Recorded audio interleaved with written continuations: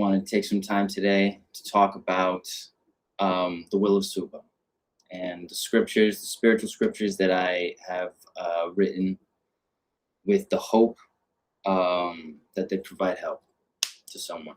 So, yeah, I kind of wanted to just outline what the premise is, the thinking behind it, how this thing kind of operates on a practical level. So the first kind of concept is, what is the Will of SUBA? So the idea is, it's kind of, I guess the easiest way to think of it would be like the Force, right? If you've seen Star Wars, there's kind of like an understanding that everything that exists has an energy. Whether this energy is conscious or not is up to the individual, but the whole concept is we are all representations of that energy. We are existence in a nutshell.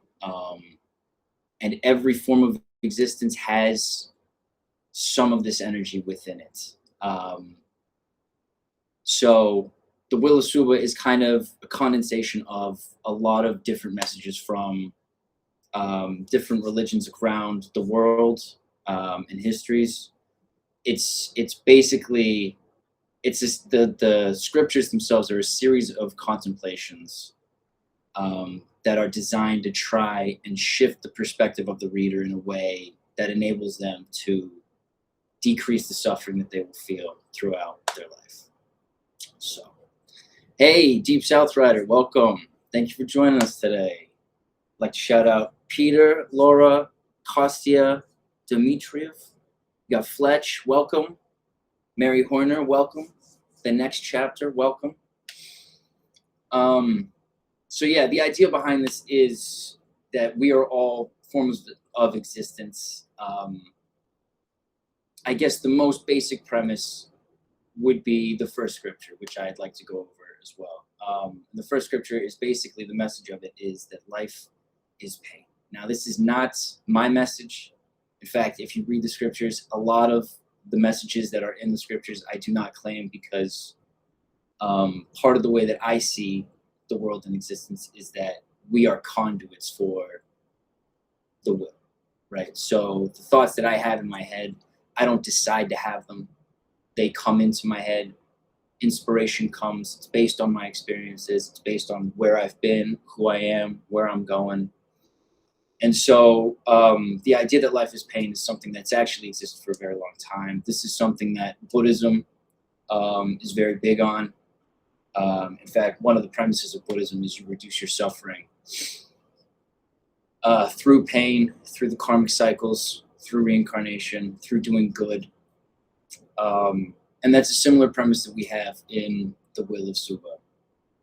So we are conduits of the world. We are expressions of the will. So the idea of it is, I'm a big fan of evolution. I've kind of looked at evolution for a while. It's a very, very interesting premise that I think is very misunderstood by a lot of people. But the idea is that throughout time, you can go all the way back to the beginning of the universe if you want. There has been an intent to exist that, I guess you could say, brings everything into being. Right. In the third scripture, I go a little bit more into this. This is a little bit more of my own personal contemplation, because it's based on a couple of different scientific premises that are still a little theoretical. But when we start at life, when we start seeing life exist on Earth, the thing that I have kind of clocked in on, which is, again, this is something of mine, is that if you look at life as one body, one thing, it is consistently driven to survive. And that has led to it taking a multitude of different forms throughout time. It started very, very early on in Earth's history, I think about 200 million years after the Earth, or 200 billion years after the Earth was formed. you get bacteria, you get different forms of very basic microscopic life. You get the very basic predator-prey relationship in that world, and these things kind of live for like 200 million. Not 100% sure on the exact numbers, but they dominated the world for a very long time. Life does not care about the shape that it takes. That is my opinion. But the Will of SUBA premise is that we are all vessels for life to exist. So if you want to look at it from a religious perspective, we are here because there's an intent for us to be here, right? You can posit this as God's intent. You can posit this as a neutral intent. But that is what the idea behind the Will of SUBA is. That we are here because there is a desire to exist. There's a desire for existence to be occurred. So yeah. The interesting thing I think about the Will of SUBA scriptures is I'm not trying to tell anybody they're wrong or pass on the idea that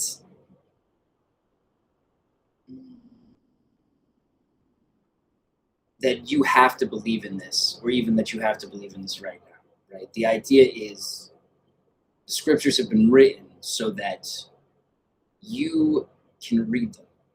That's the whole concept of the thing. Because you can take a message like life is pain, and you cannot think of it in a way that is productive for personal growth. For years, in fact, that's a perfect example. I heard that line, "Life is pain," first from the Princess Bride when I was 6, 7 years old. And it took until recently, I say last year, I think, when I was 33, I think, to really understand that phrase in a different way that allowed me to gain a deeper understanding of the world. So like you can have the information and not look at it with a perspective that helps you use that information for the benefit of yourself. So yeah, the Will of SUBA, the first scripture, I think the first thing I say in it is the life is pain, right? And this is, as I was saying before, this is something that is understood in Buddhism. This is actually something that Jesus himself said, you will go through troubles in the world. And we can look at this from a practical perspective. We can look at the fact that, when you're bored, that's a form of suffering. When you're tired, that's a form of suffering. When you get hungry, you gradually suffer more, right? You get to a point where the hunger actually physically hurts. It's a signal for our bodies to eat more. It's part of our existence. It's part of our survivability, the intent to survive. So the concept here is that the exchange for existence, one of the requisite necessities for existence to happen, is that we will have pain in our life. And you can't really avoid this, right? Like just knowing someone else means that because we're mortal, at some point that person will not be there, right? And so there is a natural addition and subtraction that comes from being alive. This was actually mentioned by the philosopher Eckhart Tolle, where he has this theory in The Power of Now. It's gradually throughout life, we build up on who we are. We get bigger, we get deeper in understanding, we get more physically fit. And then at some point, the hill starts going down. And our memories get worse, we get older, we suffer more pain. And he's looked at it as this kind of gradual building up and down of the ego. So when you look at life, there is a natural tendency for every single form of existence to feel pain in some way or other.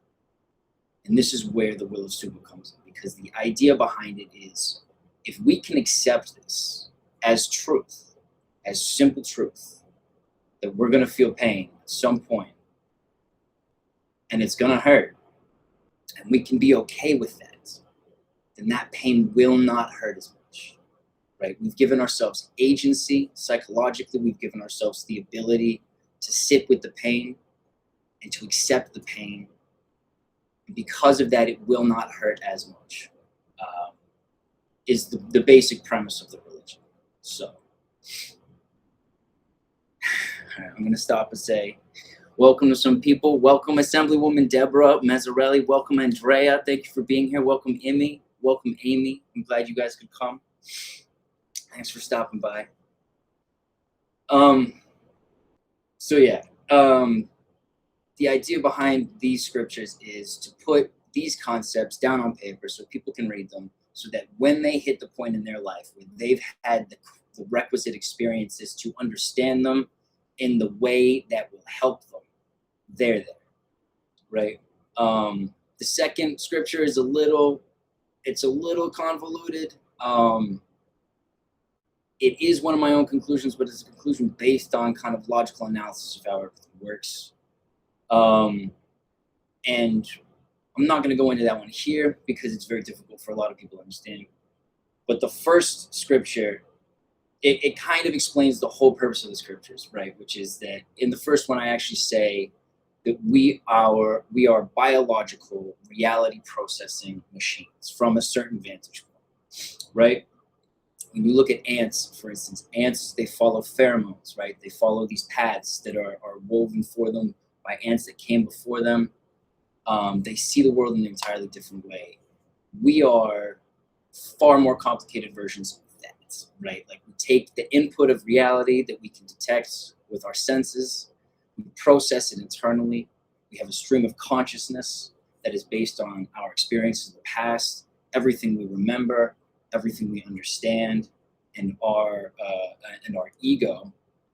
And we basically decide, we make choices, we come to conclusions about which way is the most optimum way to keep surviving in the way that we intend, right? And a lot of that intention comes from the ego. The first scripture is about the ego. A lot of the sixth scripture is actually about the ego as well. The sixth scripture is where the religion really starts in terms of the practical ways you can apply it to your personal life, right? Because there are steps you can take in order to incorporate this way of life so that you can gain some benefit out of it. But the first scripture, we identify that the ego is our enemy, right? There's a part of us, I like to refer to this as the monkey brain that kept us alive for all of the time that it took for us to become at a point where we could become spiritually enlightened. Because,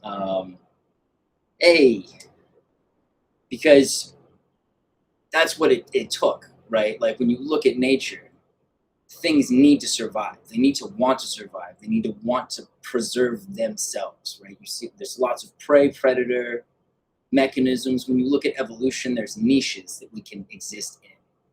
And this is very clearly demonstrated by alligators, right? Alligators are a very specific niche, and they have filled it to the optimum spot, right? There was a period in history where there were mammals that had elongated snouts, that swam in the water. Everything about the alligator is perfectly evolved for its environment. It has the nostrils on top of the snout so it can breathe, it can stay under the water, it allows it to be an ambush predator. It has the strong jaws for clamping down. The camouflage, this is all stuff that comes from natural selection. This is all stuff that it's like the alligators that didn't have the nostrils on top, that had to sit above the water, were less effective. And those ones did not survive as well. So there is a survivability aspect that comes from evolution.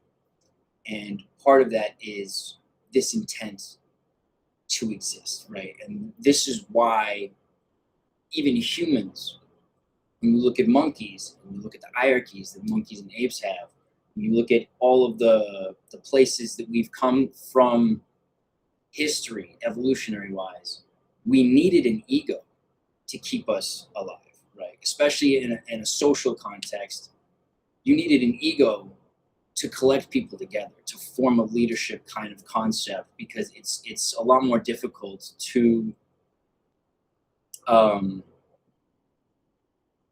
make efficient moves as a group with a decentralized leadership system. This is why when you have wolf packs and things, I mean, wolf packs, the alpha male and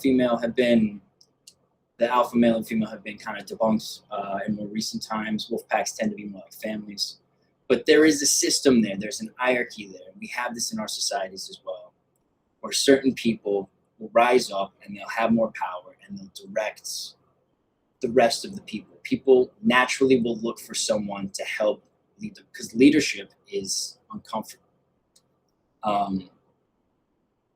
I'm a little meandering at this point, but the ego is something that I think every animal has. The most basic version of it is a desire to exist, a desire to survive. It's the thing that makes the prey run away. It's the thing that you feel fear. It's the thing that makes you aggressive when you're confronted with something that is frightening that you need to overcome. I believe it's probably a built-in aspect of the amygdala, which is a very old part of the brain, which deals with the fear, fight, instinct. Instinct is a good way to refer to the ego as well, I think. Yeah, the ego would be our natural first response instincts in most situations.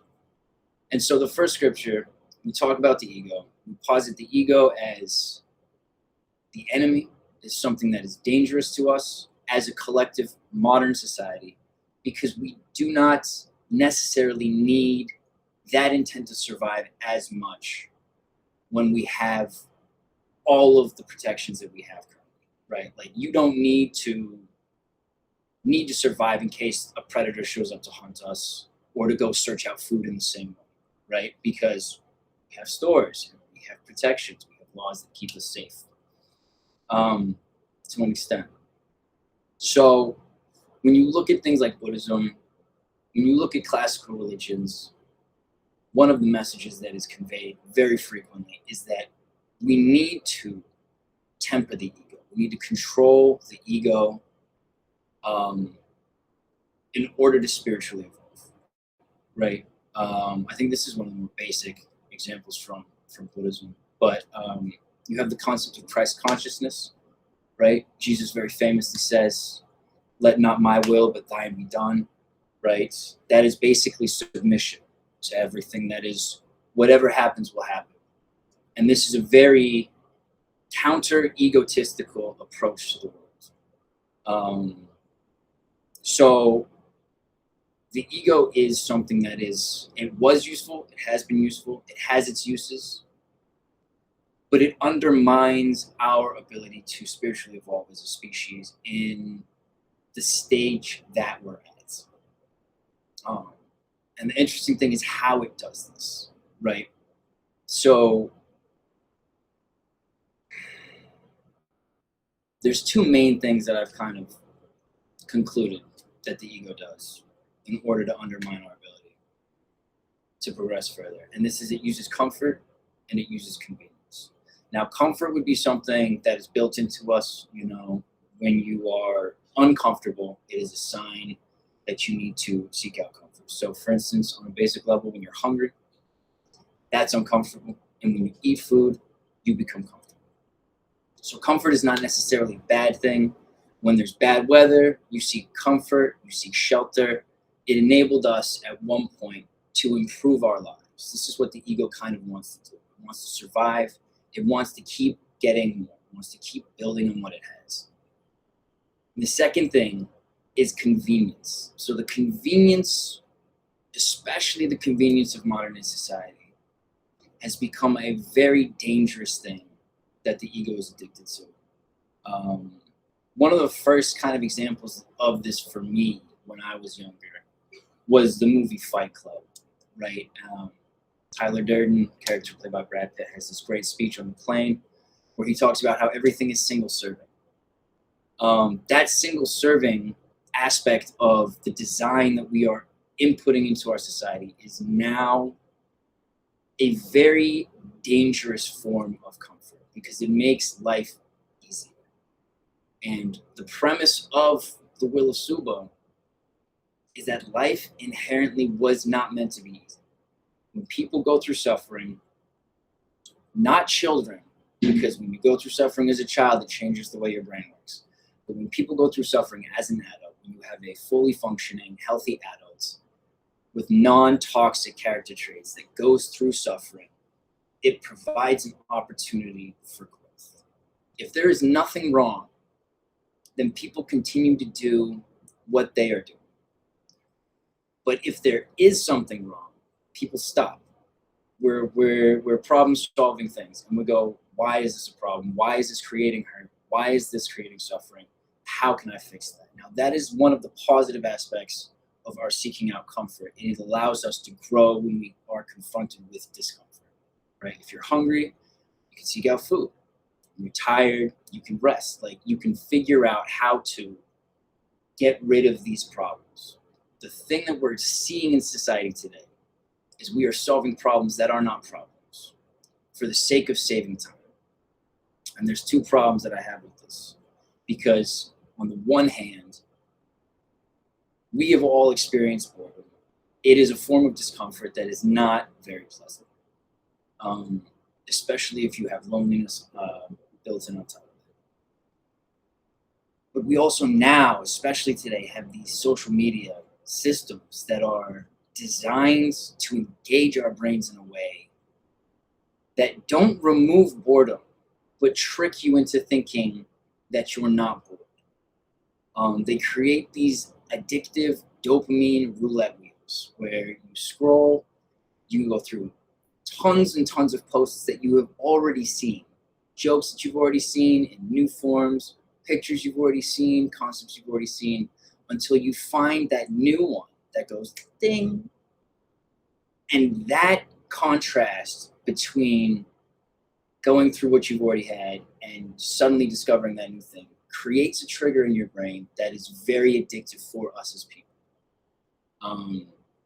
Meta, these big companies, they've looked at human psychology. They've figured out how to manipulate our minds to try and keep us engaged. This is all for marketing purposes for them. They do not care about us. There was recently a landmark lawsuit where Meta and Google were found guilty of manipulating human brains to detrimental negative effects.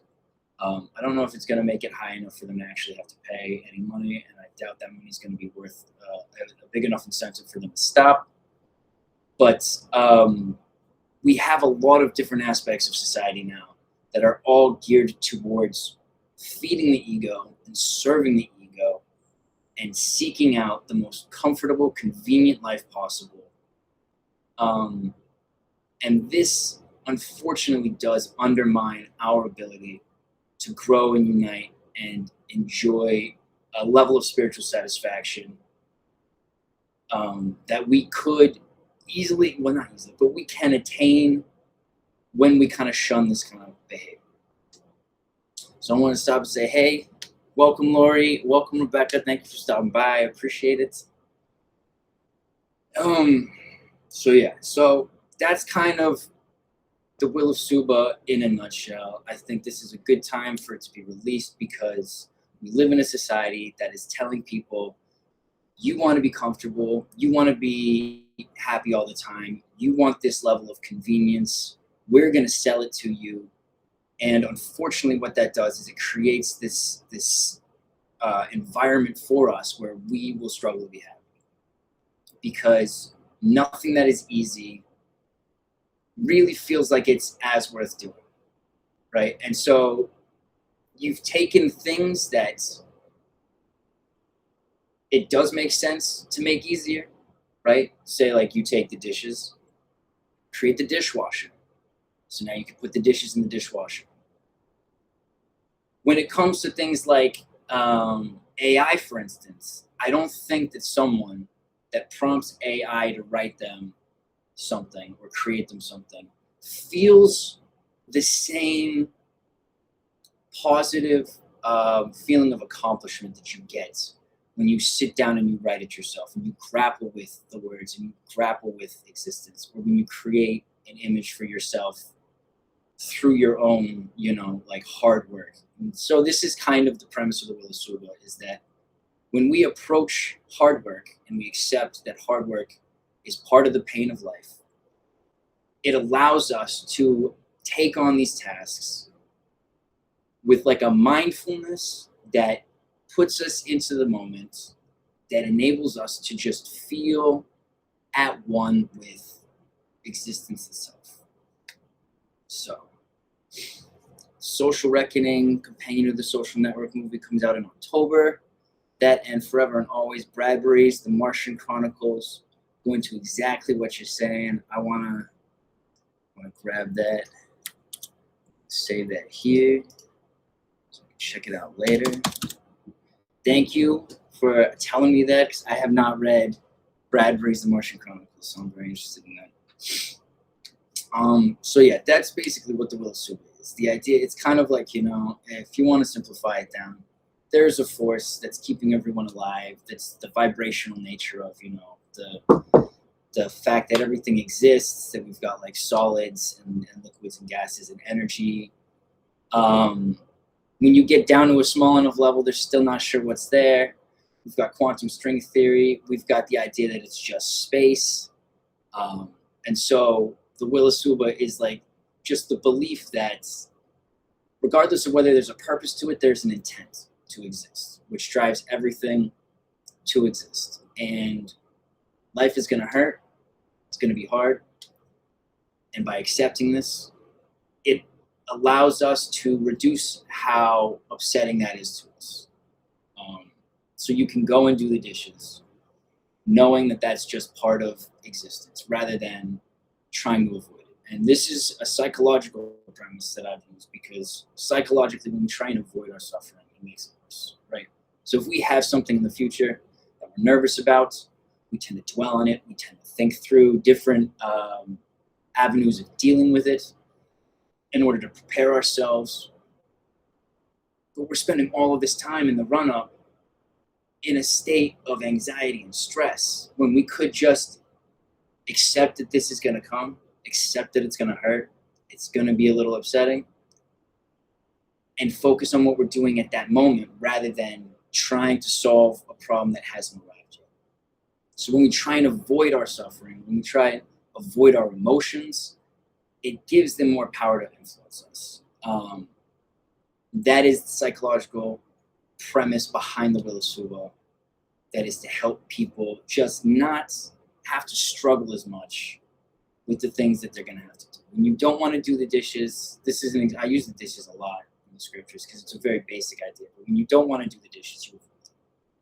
But you're going to keep making new dishes. Perhaps you use different dishes because you don't want to do the dishes, so you don't want to create more, or you don't have access to the ones that are dirty. You eat less healthily. And later on, you're going to have to do the dishes anyways. They're still going to be there. The problems are not going to go away. They don't just disappear.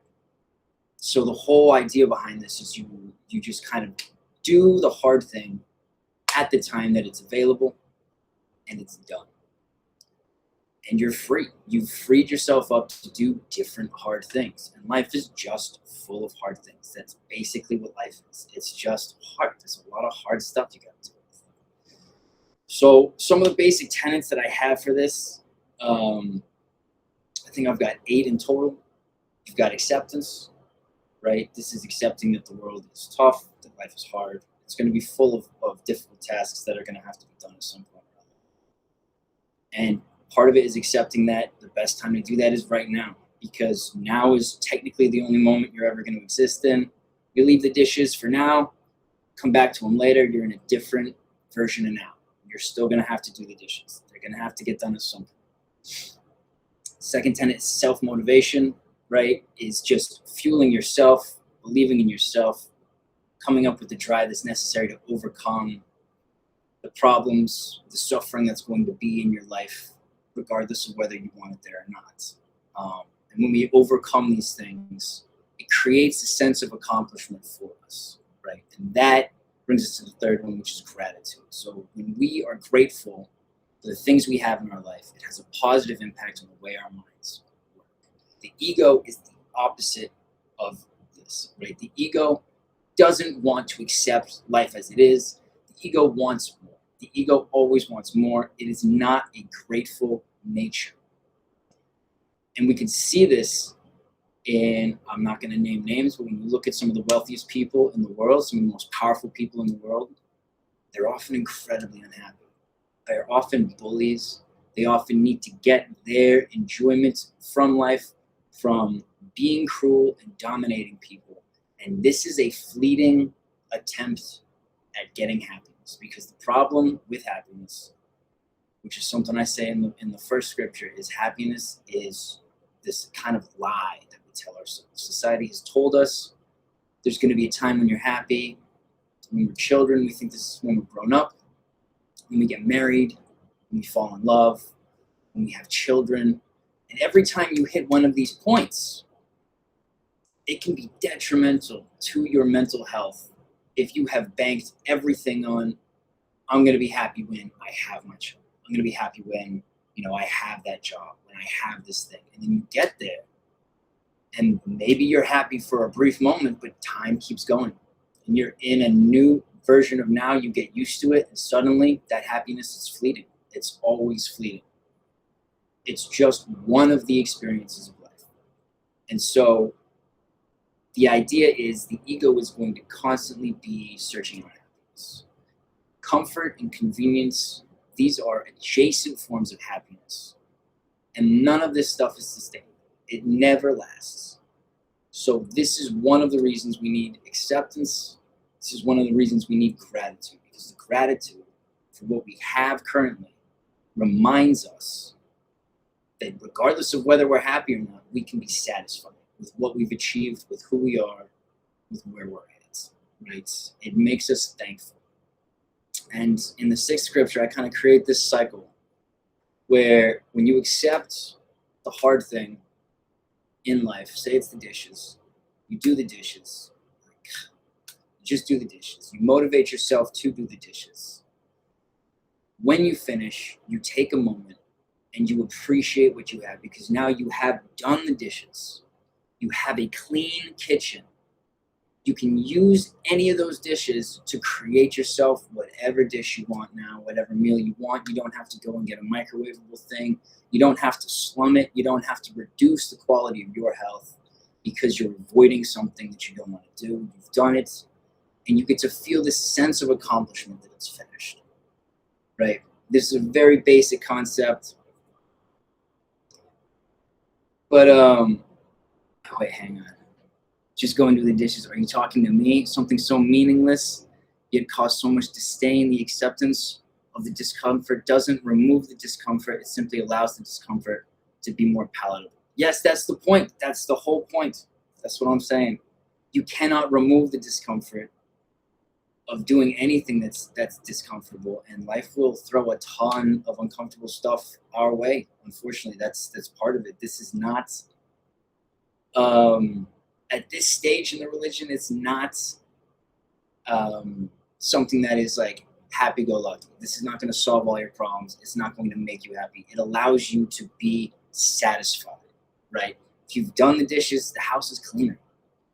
You don't feel negative emotions that we've been taught by society to feel. You're not going to feel lazy. You're not going to feel ashamed. You're not going to feel dirty. And again, I'm using the dishes because it's just one example. You can apply this to everything. You can apply this to absolutely everything, because so many of the activities that we do in life that take care of us are hard. They're unpleasant, or they're boring, right? And this religion is basically just about coming to a place where we can accept that, where we can get these things done, and we can take care of ourselves. And the thing that I guess you look forward to from this first scripture, from taking on the ego, from taking on this stuff, the harder stuff, is that when you go to bed, you will feel that healthy kind of tired. You will be like, I have worked today. I have lived. I am like here. I'm ready to go to sleep. And that is why this religion, when you get to the sixth scripture, I explain this very clearly. This religion worships. The whole point of this is you get enough sleep at night so that when you wake up, you have the emotional stability to accept the tough stuff, to deal with this stuff. You have the energy to get through this stuff. and then you get back to bed. And this is, unfortunately, it's not like it's not like necessarily the greatest thing. This is where the acceptance comes from, is that life is just cycles. It's just cycles of every day. It's just an existing moment of now that we're continuing. That's the toughest part of this. It's not,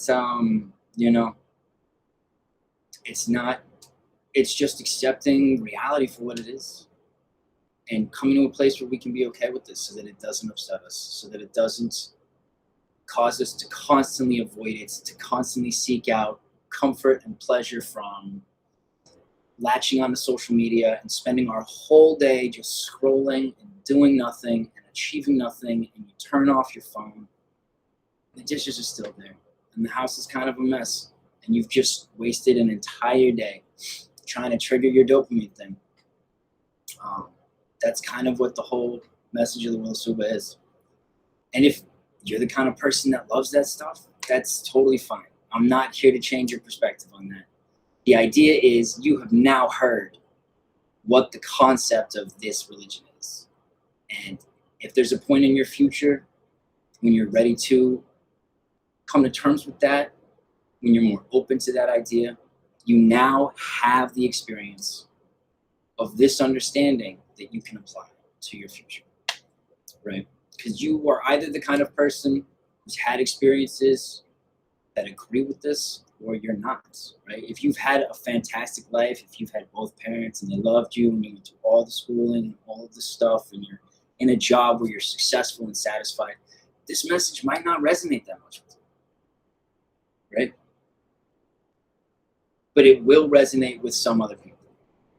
And that's kind of where I'm hoping to get at today, is that there are people who will hear this and they'll think about it and they'll be like, that kind of makes sense.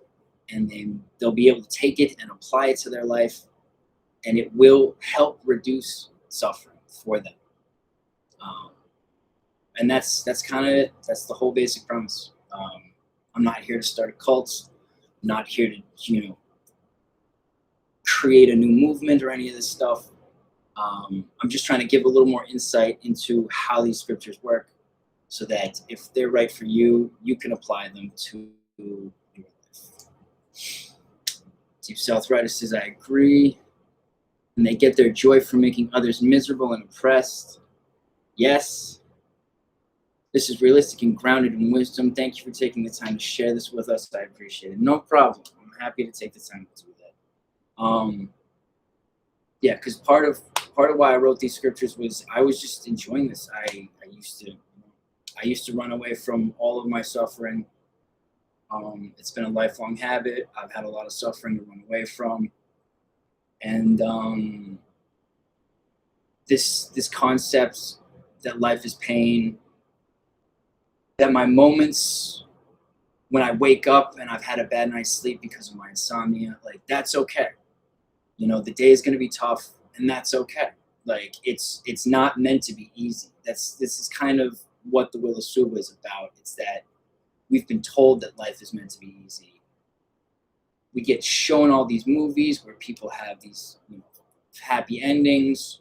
We get advertised on social media, all these people that have wealth, that have all of this like stuff.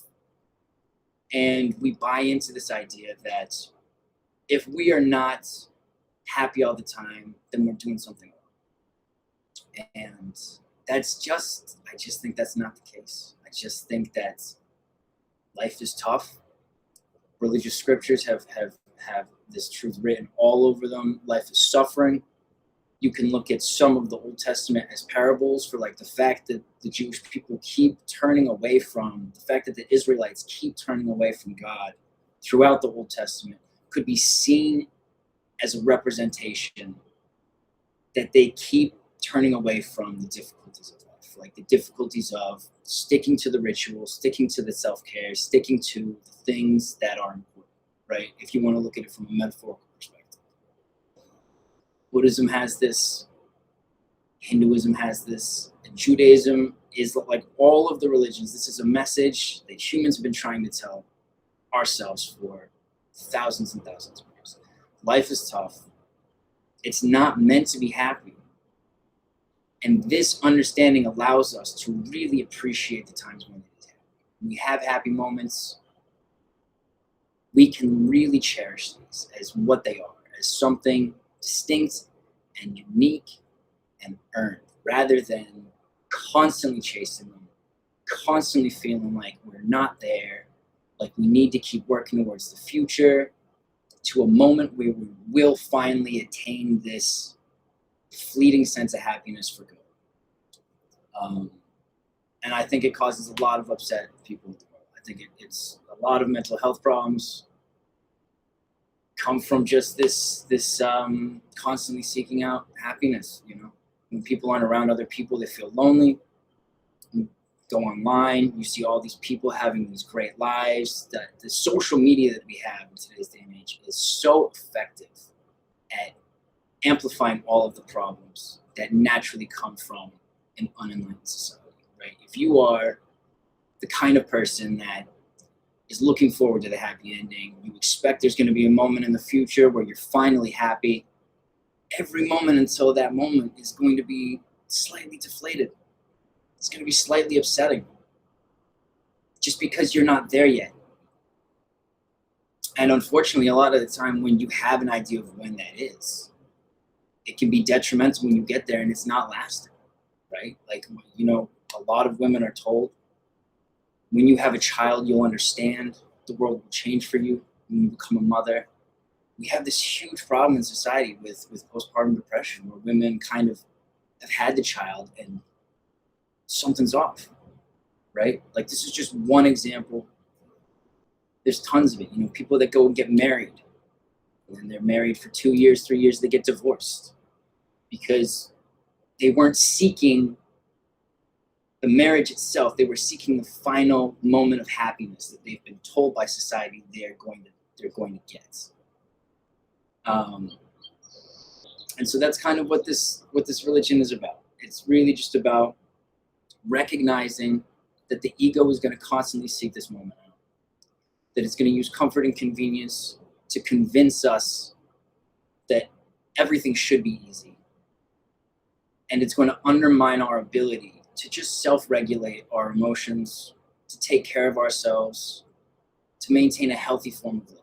You know, like working out is a good example of this. When you work out, it's tough, especially at the very start. It's very tough. If you do it right, the next day your body hurts. Like, this is a form of pain that might put you off working out. But if you continue to work out, if you continue to approach that pain, you will get stronger and you will benefit from that, right? My fiance, for instance, has been doing a lot of walking. This is a great example, actually. Every day she's been walking more and more. Her base heart rate has dropped like 10 beats per minute. So her standing heart rate is now so much lower, so much healthier than it was before, just from constantly moving, constantly exercising every day, approaching that pain, approaching the fact, you know, that it's not necessarily going to be easy, and her health is going to be better. That's a longevity aspect. This is one of the problems that we never really think about, is that it's not that we're eating the candy bar now that's going to kill us. But if we eat the candy bar every day, the accumulation of that behavior, when we seek out comfort and convenience, the accumulation of that behavior in a large enough scale creates negative consequences to it. So, you know, when you sit down and you scroll social media today, that's not the end of the world. But if you do it every day, suddenly you look up and years have passed, years of your life that you did not really live because you were sitting there just consuming the life of other people. So it's this kind of, it's this interesting thing where it's like, the right thing is not the easy thing. It's not necessarily going to be the pleasurable thing. But it is the thing that when you do it, you will benefit from, right? There's a quote from the Quran, for instance, about this, where it's, I think it's like, there are some things that are bad for you that you may like, and there are some things that are good for you that you may not like. You know, you don't know, only God knows, right? And that's it's a very interesting way to reframe it, because a lot of the things that we do to take care of ourselves, eating healthy, exercising, getting enough sleep, brushing our teeth, they found that brushing your teeth, your dental health can directly influence your chances of getting brain diseases later. But we don't see this, because when you skip brushing your teeth once, when you get one bad night's sleep, it's not the end of the world. It is the consistent buildup of these things that create the negative consequences. So we don't have the immediate incentive in the moment to change our behavior. It takes an understanding and an overarching analysis of who we are and where we're going to really contemplate these things in the way that they need to be contemplated. Right? Welcome, Secret Ingredients. Welcome, Ethereal Twilight Poetry. Welcome, Martin Mainza. Thank you for coming and stopping by. Deep South Rider, gotta run. Doctor's appointment. Thanks for coming. Appreciate you. I'm glad. I hope you enjoyed. So yeah, that's basically what this is. That's just what I wanted to say. The second scripture is very challenging, especially for the ego. It is a logical conclusion about the world that I've kind of come up with using a couple of different things, some from religion, some from just logic-based determination. The third scripture is one that kind of looks at organized religion and how the ego has undermined this concept, because we have all of these religions that are about love thy neighbor, love thy God, take care of one another, and somehow we've turned them into excuses for us versus them groups that spread negativity and hatred. So it's and the third one I even say at the start, I say, because this concept of the Will of SUBA, the idea behind it and the way it can help you should be applicable even to people of faith. If you get to the later scriptures, if you get to scripture 7, you get to scripture 8, I start talking about things that are relevant to people of faith in such an, I'd like to say, interesting way. And this premise should be applicable to everyone. So the third scripture actually says at the start, if you're a person of faith, you might not have to read this, right? It's just got the origin story of the religion. It goes a little bit more into the idea behind where the will comes from, the intent to exist comes from. Uses some kind of new physics theories to kind of support these ideas. But the third one is a lot of me. It's a lot of me putting my own opinions out there. This first one is very clear cut, and if you sit down and you think about the world and you think about the fact that there are just tons of stuff I have to do every day. It's just like lists of unpleasant things that I have to do, and when I avoid them, they just are more, and it's more struggle, and it's more of a pain, and sometimes that can be so overwhelming that I shut down. And then you look to the social media because it's this easy, really convenient dopamine trigger, which also coincidentally makes you feel worse because you don't see the mess in people's lives. People just show off the best parts of what's going on. And then you come back to your life and you got all these problems now, and it's just like you end up in this ping pong situation where you're bouncing in between. And it's very apparent. It's very apparent when you look around in the world. When you look around just your life and you look at the things that you have to do. Like I say this in the 6th scripture, but parents 100% already practice the Will of SUBA, because your child doesn't care if you're unhappy or you're tired. You have to take care of your child. You have to approach that difficult task regardless. You have to do the dishes. You have to do their laundry. You have to take care of this person. So parents already kind of understand the logic behind the Will of SUBA. I feel like it's going to be a little more effective for younger people who aren't as accustomed to the idea that like life is going to be unpleasant. They're maybe still bought into, the Disney happy ending, the idea that there's going to be a moment where like everything's perfect. And when you're a parent, you definitely understand that already. And grandparents really understand that, because when you're done raising your kids, guess what?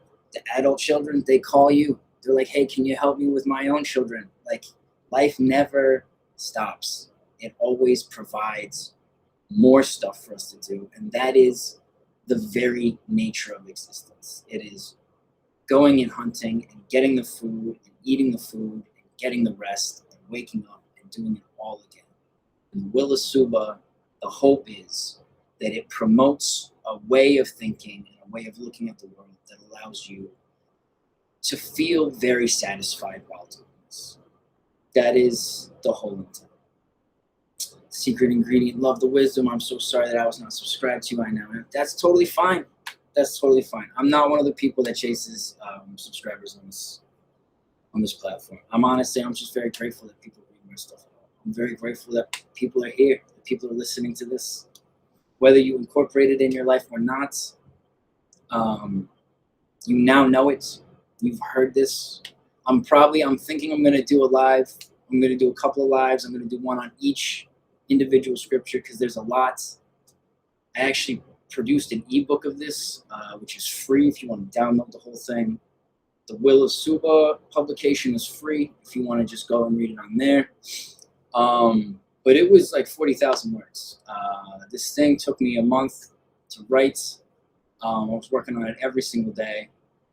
And yeah, I've spent decades studying psychology, studying philosophy, studying different religions. It's got some Taoism in it. It's got some Buddhism in it. It's got a lot of Christianity. It's got a bunch of different things. I'm currently on my read through of the Tanakh. It was second technically. So it's just like I was trying to find a solution for my own issues in the world, and I feel like I found something that gives people a little bit of agency, and gives people a little bit of relief in terms of just perspective, right? And psychologically, we can look at this. Some of you may have heard of the dopamine hole, which is something that we have a lot of problems with nowadays because of social media, where you spend the time getting accustomed to this like easy entertainment aspect. There's not a lot of boredom. You're sitting there, you're scrolling. There's tons of stuff that's engaging your brain. And then you turn it off and you've kind of spiked your levels up to a point and you're kind of used to this level now. And coming back to reality kind of hurts, right? You get this with any addiction, right? You get this with alcohol. You drink too much. You're drinking all the time. You get used to this feeling. You get used to how it feels with your nervous system depressed, with the lack of negative emotions impacting you. And then you come back down to reality, and the first day off, it is the worst day imaginable. It's just so painful. Everything hurts. Everything is upsetting. And so the Will of SUBA, the premise of it is, when we accept that life is going to hurt, we kind of lower the expectations to a realistic level, so that when it doesn't hurt as much, that's a good thing. Right? And we can be grateful for this. And the gratitude is a positive thing. It's like when you read that it's healthy for your mental health to smile. That's kind of what we're doing. We're trying to reframe the perspective of the world, so that despite the pain that it's going to bring, we can really enjoy the moments that are there to be enjoyed, right? And we can accept the ones that aren't. We're not constantly running away from negative things, from boredom, from being alone. I realized actually, like, one of the things that social media does is it kills the silent moment. When you sit somewhere for 5 minutes and you just like are there, you can meditate, you can think, you can daydream. This is gone from social media. As soon as the moment quiets, as soon as stuff stops happening, out comes my phone. and I'm like looking for something to do. And there's a natural level to that. Obviously, when we didn't have the phone, I think the best example is like when you were on the toilet when you were younger and there weren't phones, and you would pick up the toilet cleaner and you would read the ingredients or something like that. Like, people would do lots of different things to entertain the mind, to engage the mind, to avoid the quiet moments. And part of my theory on this is when we have quiet moments, it allows us to reflect on the scarier aspects of existence. But that's something for that's for a later scripture that I'll go over at a later point. Is there anything I didn't cover here that I have notes for?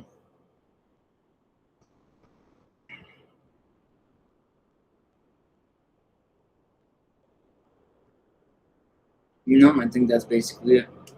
Yeah, that would be the first scripture in a nutshell. And negative emotions are inconvenience. They're uncomfortable. We try and run away from them. This makes our ability to deal with them worse. It inhibits our ability to take care of ourselves. And it undermines our ability to grow spiritually as beings that can, work together to create stuff. I have a lot of hope for humanity. I think the world's a very beautiful place. There's a positivity to this. When you get later on in the scriptures, it actually takes a more positive spin. But the way I like to look at it is, I brought up Eckhart Tolle at the beginning. I'll bring him up right now. He has the idea that you build yourself up throughout life, and then you hit a point and things start getting worse, and they gradually kind of get worse from there. I don't necessarily subscribe to that idea. But the scriptures do the opposite, right? The scriptures start you here and they break you down. And they say, life is tough and it's going to hurt. And we got to deal with that. The second one is even tougher to deal with, I got to say. And then the third one kind of challenges the fundamental structure of the religions that we've had. The fourth one is a parable that sums up this entire premise. So if you want to go and read the fourth one, it basically outlines everything that I've said in a slightly more easy to understand parable. And then the fifth one is just like an explanation of how this is laid out, right? I talk about bees a lot. I think bees are really cool. The idea behind the Will of SUBA is like a eusocial kind of society, right? Because I'm not a big fan of organized religion. I think your religious beliefs and spirituality is a personal matter between you and whatever you believe. It's between you and God. It's got nothing to do with a priest. It's got nothing to do with anyone else. It's you. It's being honest with yourself. It's understanding what you believe. And so the idea behind the analogy of the bee is that bees work hard for the good of the community. Right? They do the hard work, and they don't necessarily benefit immediately from the repercussions. But this is the whole point of the first scripture. I say it's not about pleasure and happiness. It's not about survivability. This is that's the ego's job, to chase that stuff.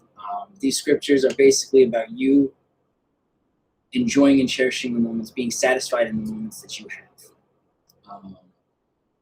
And so, the fourth one kind of covers that. The fifth one goes into the bee stuff, because I think these are very cool. And then the sixth, seventh, and eighth scriptures are really the meat of the meal.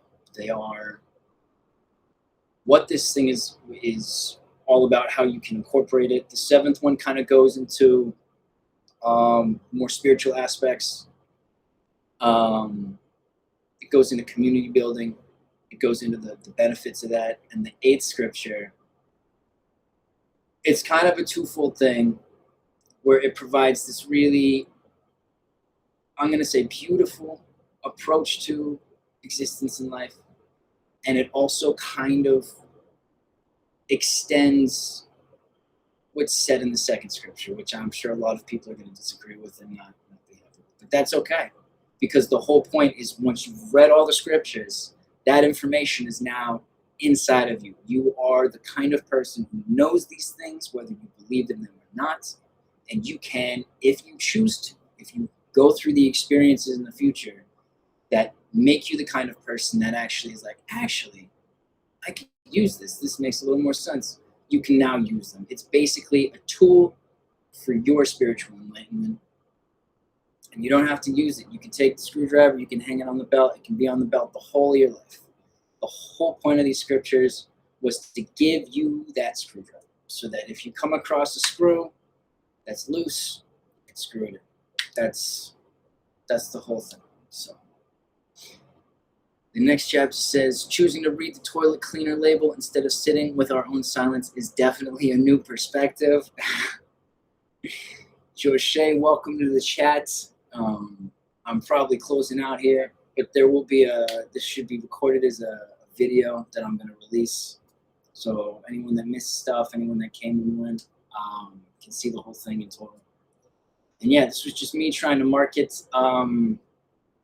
scriptures, trying to give people a little more insight into what they're getting into, what they are. The language I used in them is very blunt because I was trying to avoid people getting the wrong idea, right? This is not an easy path. Fighting with your ego every day is tough. It's very tough. The ego is the first instinct that we have to do things. It's all of the 7 sins combined. You got pride, you got envy, you got gluttony, you got sloth, everything in there. When you're wrathful, it's because you feel impinged upon. It's all of the issues that we can see in society. And I think we don't have enough messages about how detrimental it can be when you become a slave to the ego. And you can look at these powerful men in the world. There's one in particular in charge of the United States right now who is the definition of someone that is a slave to the ego. Just does whatever makes them happy in the moment, and it never seems to last. This person seems to be miserable all the time. They take it out on everyone else. And that's the ego. The people that are going to be the most powerful are the ones that seek out power. And they're seeking out power because their ego is just never satisfied with what they've achieved. It's a constant negative spiral. And it's one of the things that causes people to look back on their life later on and be like, I have all of this stuff, so I must have, done good. But what's it worth if you're unhappy? It's why you get, yogis that spend their whole lives meditating and teaching others about spirituality can just live this life of bliss. And that's kind of what we're seeking. The SUBA Scriptures, if you follow them from beginning to end, they break down what you might view about the world, and then they bring you to a point where you can walk in the same direction that will lead to enlightenment. And you can call that whatever you want. If you want to call it Christ consciousness, if you want to call it, I can't remember what the name is for it. But every religion has it. Every religion has a state that you get to. When you've gotten rid of the ego, when you look at the world with infinite love, when you forgive everything. And these are not easy things to do. It's very not easy.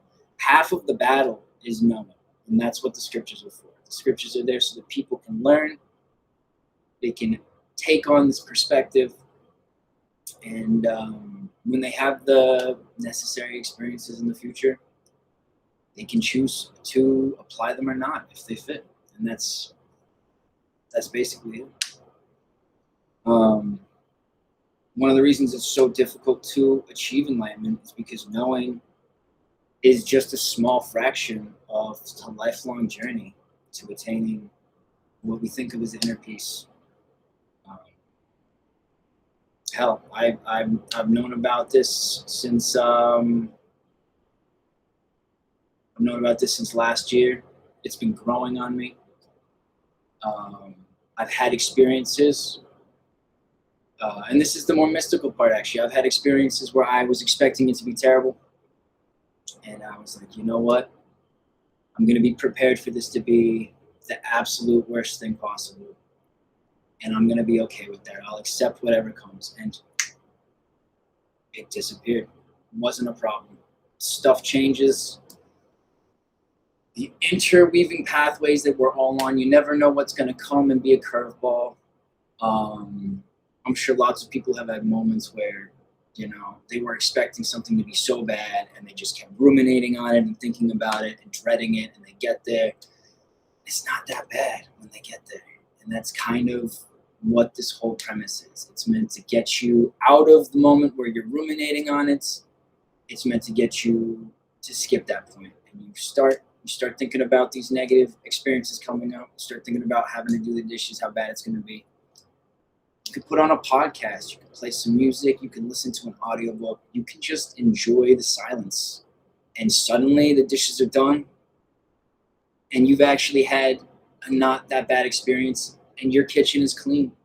And you don't have to, you know, worry about doing them in the future. And you can take a moment and you can say thank you. You can be thankful to yourself is one of the key parts of this, right? Because if we look at ourselves as expressions of the will to exist that everything shares, by being grateful to the figures up on high, we can be grateful to the one that's inside, right?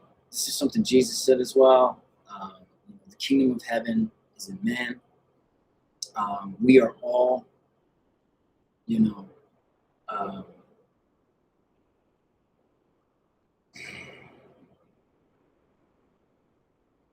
we are all different depictions of the world. And so respecting each other is critical. Taking care of each other is critical. This is why sleep is so important. When we have enough sleep, we're emotionally stable and we are far more capable of taking on the day. So that is the Will of SUBA in a nutshell. I'm going to go through the rest of the tenets, actually. We got 8 tenets, if I'm counting correctly, which is questionable because my math is not good. So we got acceptance, we have self-motivation, we have gratitude. These 3 are mentioned in the 6th scripture. These create a cycle. You use the gratitude as fuel to motivate yourself. And those 2 bounce in between each other, and that comes from accepting what we have to do. We then have patience, right? Because this is a lifelong thing. This is not a journey with a destination. We're not expecting to one day wake up and be enlightened. We're not expecting to one day wake up and be happy. And the patience allows us to ground ourselves in the moment. It allows us to say, you know, I can wait. I can enjoy where I am right now. I can be satisfied here. And I can take this quiet moment. And I can truly live. I can truly be what existence is, which is just living, you know. And sometimes it's working. But that's all it is. You know? I actually go over this in the 6th scripture. I use the example of child stars, right? When you take a child and you give them tons of wealth and tons of fame, and there is nothing left for them to really accomplish, so often the outcome of that is addiction to drugs, because there is just nothing left to challenge them. There's no more work. There's nothing left to have to attain that gives them the same feeling of success, because it's just been given. They've reached the top of the mountain and they look around and they're so young and they're like, this is all there is. It's just life. It's just getting another job. It's just getting another movie. There's no more higher to climb. And I think having a long-term goal that we strive for, that we aim for, whether that's writing a book, whether that's, you know, getting to a point where we've like had children, having a long-term goal is important. But relying on that long-term goal to provide us happiness will undermine us, right? Because the best thing you can do when you get to that moment is figure out another long-term goal. That's basically it. Um, this is why society has these checkpoints that we all consider. You fall in love, you get married, you have children, you grow up, you retire. So many people that retire are suddenly like, what now? Because there is no long-term goal that is sold by society for them to take on. And it becomes problematic. It becomes problematic to people's happiness, spirituality. So yeah, patience. Patience is important. Honesty. Honesty is very important. Honesty is fundamental when it comes to you and your discussions with God. Honesty is the biggest thing you can have. Because you know better than anyone else what's going on. You go to church, you go to confession, you already know what you're going to confess. Like, you have an understanding of what you've done that could be right and wrong. Sitting down and thinking about these things by yourself and recognizing that they're not correct is a very similar premise. This is what you get from meditation a lot of the time. Self-aware people that meditate, it's a very similar end result. It's confronting who you are. It's confronting your life, what you've done wrong, and being honest about it. Honesty is a huge part of acceptance. Accepting who you are, accepting the world around you. These are critical. The next tenet is self-sacrifice, right? And this is a big one in Scripture 7. When you get to Scripture 7, you'll understand. But the immediate premise is like, you're sacrificing now for yourself in the future, right? You're investing spiritually now to do the dishes. You're investing now to get the work done so that in the future, you can be grateful that it's done. You are, in a sense, sacrificing the moment that you have to create a moment in the future for you to be grateful. That is the whole Will of SUBA. The next one is balance. And this is very important. A lot of the time, especially with the social media and stuff, one of the problems it creates is this disbalance. We're constantly seeking out dopamine hits. We've got all this stuff that we need to do that we put off, and living a life of balance, making sure you have enough time to do all the things that you need to do. Spending time with your children, spending time doing your work. This is a big problem that society makes worse because society is not our friend. It is trying to get as much from us as possible. Welcome, Michelle Dunn. Welcome, Sarah SMR. It's awesome. I love your view on this. Thank you. I'm glad you like this. I think a lot of this is just, unfortunately just common sense. I think a lot of people are going to agree and this is why I wanted to do a live on this, because whenever I talk about this with people, they're like, this makes a lot of sense. This actually, I can agree with this the way you're saying it. But when I write it down, there's only that way to interpret it. And everyone's gonna have a different interpretation. That's the beautiful thing about writing, is you can write something, someone else can see something totally different in it. But I wanted to do the live to try and just put some discussion over this concept, because I think a lot of people will be able to take this stuff in the same way that I have and just improve their lives a little bit. It's not a cure-all. It's not gonna, get rid of depression. Like, keep seeing your therapists, keep taking your medication. But it's just a way to shift your perspective to minimize your suffering just a little bit. And I am planning on doing more lives on this. Going to go through each of the scriptures. So we hit on balance. A good, healthy life requires balance. And if you're very busy, this is one of the problems with our society. Is like, society is about the money that you can make for it and the attention that they can take from it. And that's basically what it's become over the years. We can see this gradual progression where we used to have like 12-hour workdays. We had to fight to get that down to 8. You're seeing studies in Japan coming out where they have 4-day workdays, where they're getting paid for the whole work week. They're getting paid for 5 days of work. They're only working for 4. The workers are coming back happier. They're more efficient. They're more effective. They get more work done. Productivity is up. So there is an argument to be made that our societies are designed to undermine our own spiritual growth, right? You get home, you're tired.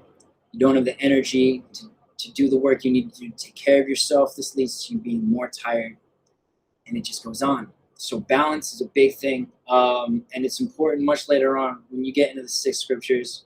You understand kind of like the work premise. You get into the 7 scriptures, because this is not like some magical secret. Like, this is basically just life is going to be hard work. If we accept it, we take care of ourselves, we can do the work better. The 7th scripture kind of argues once you're at a point where you can do this, if you have a lot of spare time, you can go and do it for other people. And you can do it in a way where you're not expecting anything back. And that's just something you can do to live your life, and you get this feeling of accomplishment at the end, knowing that you're doing something that makes someone else's life better, regardless of whether they can reciprocate or not. I think community is a beautiful thing, and I think our society kind of hampers that a little bit. So that's the balance point. And the last tenet, the hardest tenet to have, is forgiveness. I like to play around with this one. In the 8th scripture, I kind of say like forgiveness is like, you can look at it as love. But forgiveness is, it's, you look at yourself, you forgive yourself for who you are, for your shortcomings, for the experiences you've had because of those shortcomings. You look at the world, you forgive reality for the harm it's caused you, for the suffering that we will have to go through due to just pain being built into existence. You forgive the people that have done you wrong. You forgive the people who continue to do you wrong and cause harm to you and the people you love. Because when you look at forgiveness from a very specific perspective, and I think a lot of people have already had this if they meditate or they have looked at other religions, is when you forgive someone, you're actually doing something for yourself, right? Like, if someone's harmed you, you hold on to that, it hurts. It's weighty, stresses the relationship, it causes problems. When you can forgive people, and part of this is accepting who they really are, right? Like, a lot of the times we have issues with our parents because we've been told what parents are like as children. We grow up and we're like, my parents aren't like that. My parents treated me in this way. Accepting who they really are, accepting who people really are, accepting what reality really is, can help us come to a place where we can forgive. And that forgiveness is huge. It unloads so much burden. It unloads so much resentment. It just lets us be more free and more satisfied in our day-to-day lives. And that's the final tenet. And that's honestly, like, you can see it, Christianity, Jesus talks about love. I use love and forgiveness interchangeably because I see love as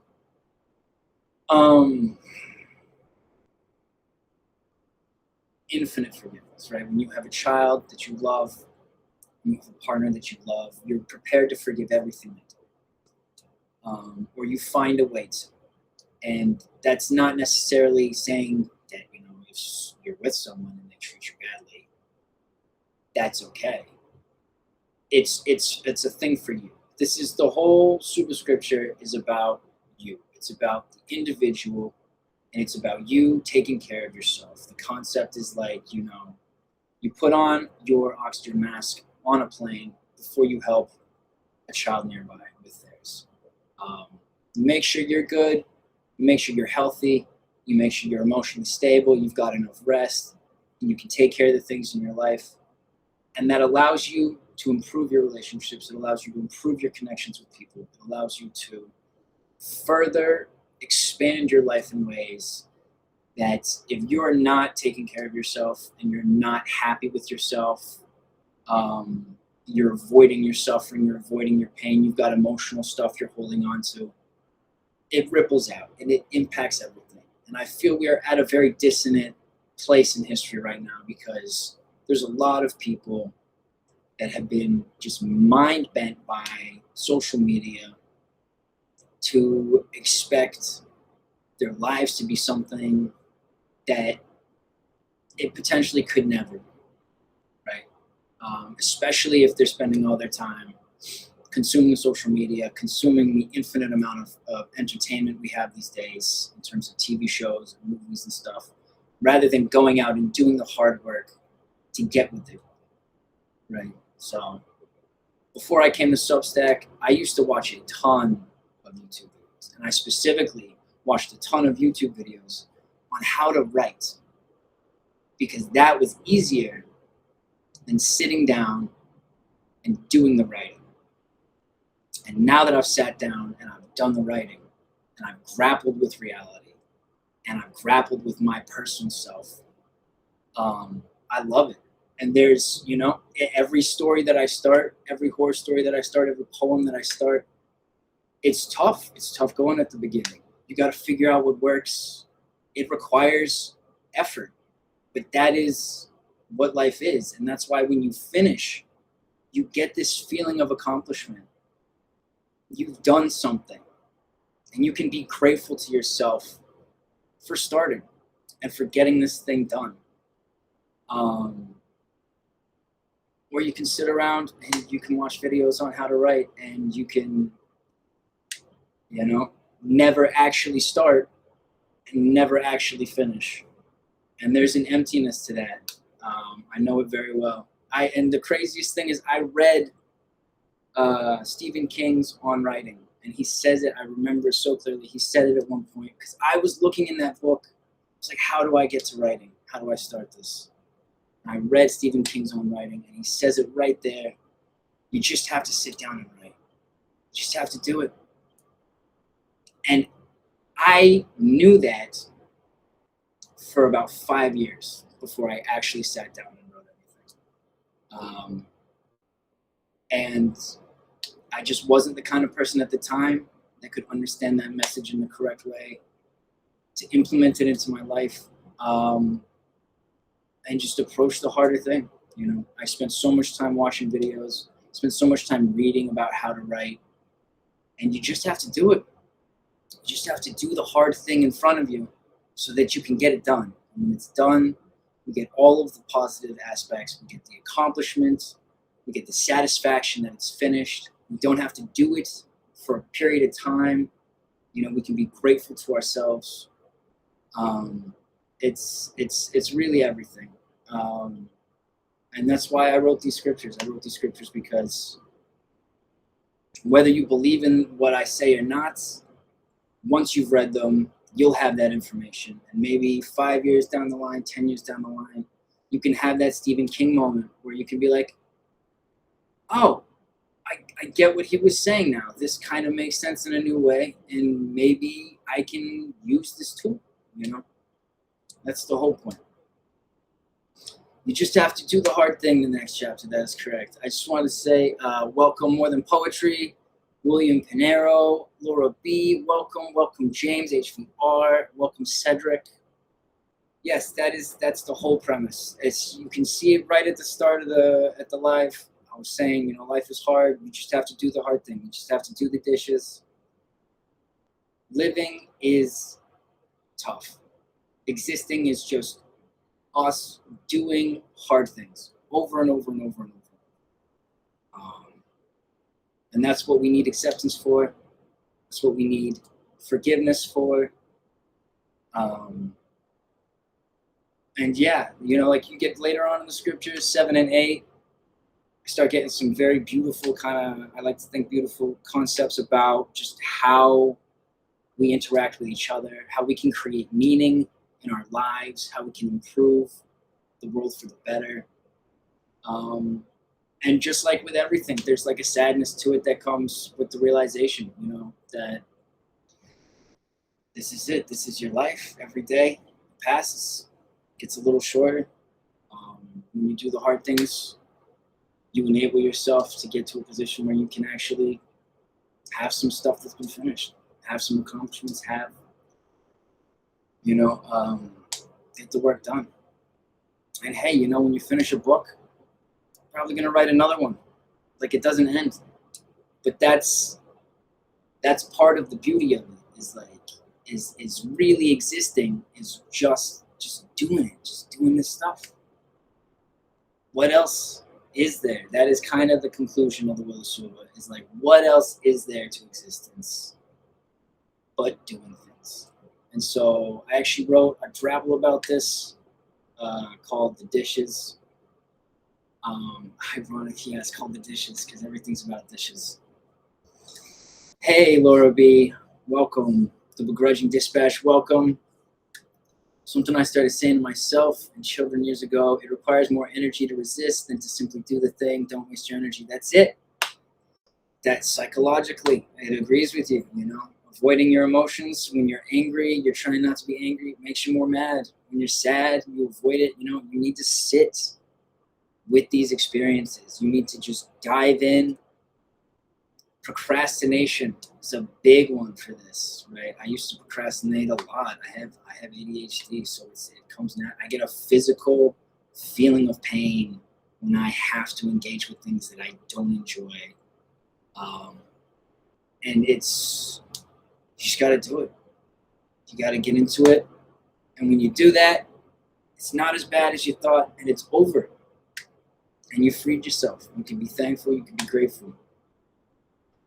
So, yeah, that's the Will of SUBA in a nutshell. It's life is tough. We got a lot of stuff we need to do. A lot of it is not going to be pleasant, and by accepting that life is pain, putting the ego aside and saying, "You monkey brain, sit there and complain about the stuff. I'm going to do it. Now it's done." That's the whole thing. So I hope, you know, whether people are watching this after the fact or they're listening live, a lot of people, I was not expecting this many people to come, so thank you for showing up. It's a Thursday, it's a weird time. Thank you very much, and I hope that this has provided some benefit for you, because yeah, this whole thing it's not about me. It's about you. I'm already doing this. I got my list of stuff that I like to do. The fun thing is, when you kind of kick the social media out, you have so much more time for doing things that you're interested in. You know, you can learn an instrument, you can learn a language, you can do something else. You can, you know, do more physical exercise, all of this stuff.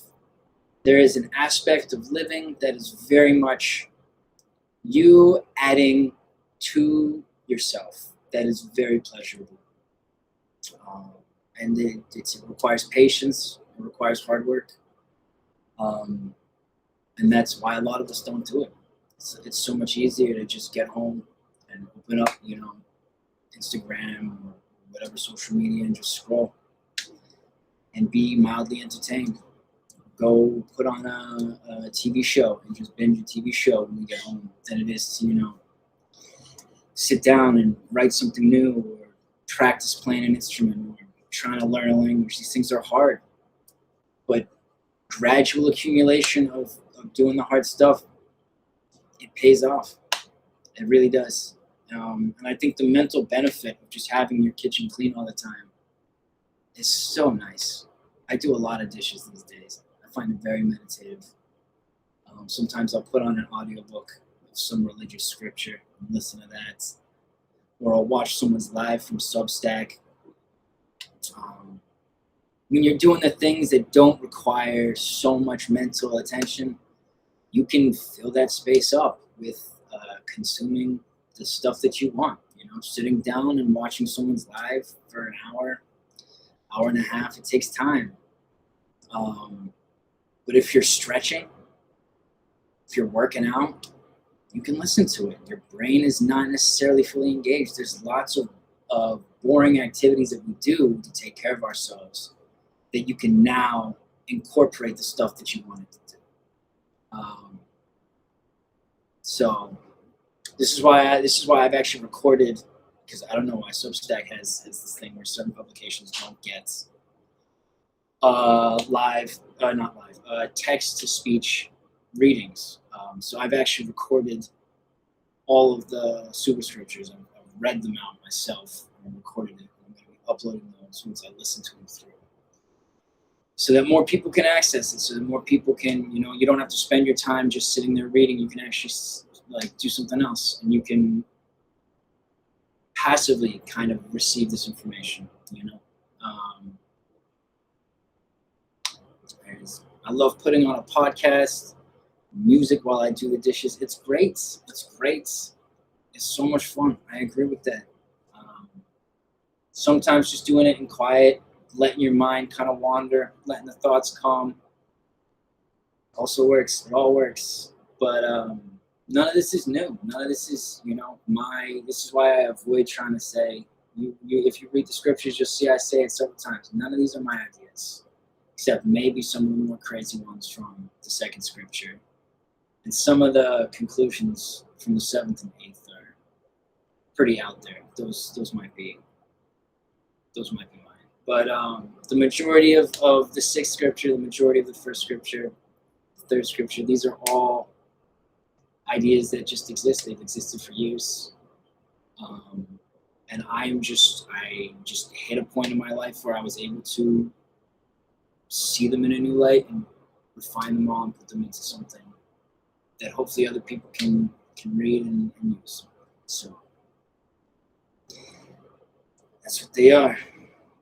And yeah, I'm not guaranteeing they're going to make your life better. In fact, when you get rid of the ego, we've seen this a lot. A lot of women actually in society have to confine their egos because men are just more demanding and insistent and give into their egos more. I'm guessing it's a testosterone thing. But a lot of women will already recognize what the shrinking of the ego is like and the effects that it can have on you. You're not as likely to request a raise statistically. You're not as likely to speak up. And it's not necessarily going to improve your chances of success. But when you diminish the ego and you can accept humbly that, you're not the most important person in the room, that's okay. That's the whole point of the scriptures, is you come to the place where you are okay with what happens. And I think that's the most relieving part. Cycle back to Jesus saying, not my will but thine be done, right before he's crucified. It's the perfect example. It's just coming to terms with existence, accepting what existence is, and being okay with it. And I'm not promoting this as something that's going to make you happy, but the way I've lived my life, the way my life has turned out, it makes me happy to just be okay. I'm very happy being satisfied, especially when it can be so much worse. I had no idea how much of my adult life was going to involve dishes. I know. Dishes, laundry, work. It's a cycle. We go through these cycles. Life is kind of a cyclical thing. We just go through it over and over. These different arcs. And yeah, that's I think that's probably a good place to call it. So if you're interested in delving more into this stuff, the scriptures are free. You can download the ebook from my Buy Me a Coffee. That's also free. I'm hoping to get the audio recordings up soon. I'll be working on that today. So that's there. There's the Will of SUBA publication. I put it in a separate spot. So people can subscribe to it if they want. They can access it whenever. And yeah, I think I'm probably going to come back. Probably do the second scripture. Could do it on Saturday, I guess. Could come back on Saturday. It's been good. that's gonna be a tough one. The second scripture is pretty radical. So, but again, you don't have to accept it. Just knowing what's in it and having that information in your head gives you the opportunity to use it in the future. The scriptures are just a tool. I think religion is meant to be a tool for spiritual enlightenment, for humans to develop themselves spiritually. I think we got a lot of arbitrary rules in the religions that exist that kind of inhibit this. And I think this Will of SUBA concept is specific enough and narrow and focused enough on just the things that you really need in order to get to the same spot. So I'm hoping that it reduces some prejudices in the world. I'm hoping that it allows people to, even atheists, agnostic people, included with people of faith, to kind of develop their own spirituality, their own personal relationship with whatever they believe in a positive way. And it's just a tool. It is. It's a screwdriver that you can hang on your belt if you want. You can walk around with it in your hand, and you can screw all the screws in that are sticking out in your life. So, the next chapter is what you want. Thank you very much. I hope you enjoy it. I've had a lot of pushback on the second one. It's very radical. I think I'll be talking about that on Saturday, so I have to make some notes about it so that I know what I'm going to say. Because free will is a tricky thing, and the ego loves that concept of free will. It's a very, very complicated kind of thing to mess around with. So anyways, I think that's where I'm going to call it today. I think that's it. Thank you all for coming. Thanks for stopping by. I appreciate it. Appreciate you hanging out, engaging with these ideas with me, joining the discussion. I hope it helps. I hope maybe down the line in your future you find a way to use it if you want. And yeah, that's gonna be it. I will figure out what time on Saturday, and I will be back to take on the second scripture and discuss the concepts and the theories in that. And I think we'll go from there. So, thank you very much. Enjoy the rest of your day. Enjoy the rest of your week. And maybe I'll see you on Saturday.